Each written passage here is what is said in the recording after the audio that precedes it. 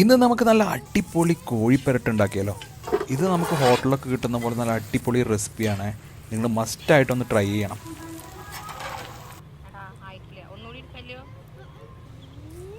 ആദ്യം നമുക്ക് ചിക്കനിലോട്ട് കുറച്ച് മഞ്ഞൾപ്പൊടി ഇട്ട് കൊടുക്കാം, പിന്നെ കുറച്ച് മല്ലിപ്പൊടി,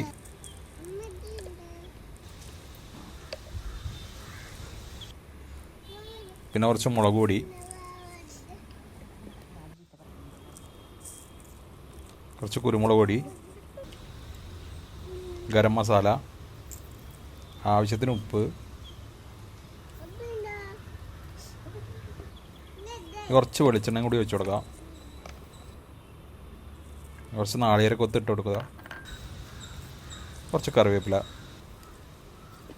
ഈ കുറച്ച് ചെറുനാരങ്ങ ഒഴിച്ചു കൊടുക്കണം. നമ്മളൊരു ഫുൾ ചെറുനാരങ്ങ എടുത്ത് കൊടുക്കുന്നുണ്ട്. ആ ചിക്കനൊക്കെ ഒന്ന് സോഫ്റ്റ് ആവാൻ വേണ്ടിയിട്ടാണ്.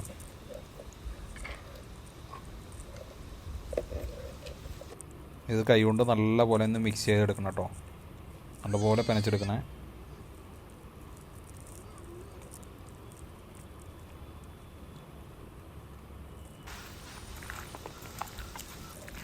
ഇതേപോലെ പെനച്ചെടുക്കണം.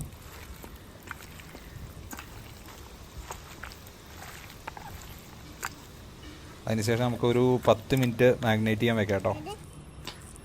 ഇനി നമുക്കൊരു ചട്ടി വെച്ച് ഇട്ടോട്ട് കുറച്ച് വെളിച്ചെണ്ണ ഒഴിച്ചു കൊടുക്കാം. അതിലോട്ട് ഇഞ്ചി വെളുത്തുള്ളി ചതച്ചെടുത്തത്, കുറച്ച് കറിവേപ്പില ഒന്ന് ഇളക്കി കൊടുക്കുക.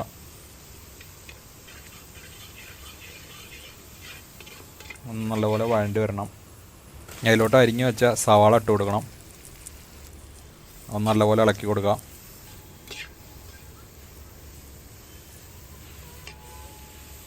നല്ലപോലെ ഒന്ന് വഴറ്റിയെടുക്കണം കേട്ടോ.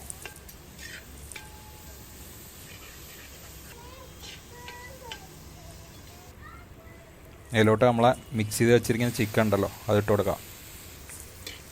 അതൊന്ന് ഇളക്കി കൊടുക്കാം കേട്ടോ. നല്ലപോലെ മിക്സ് ചെയ്തെടുക്കണം, ഉള്ളിയെല്ലാം കൂടി.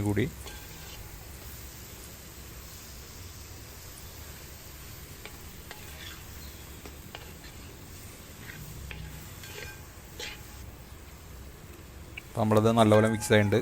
അടച്ച് വെച്ച് വേവിക്കുക.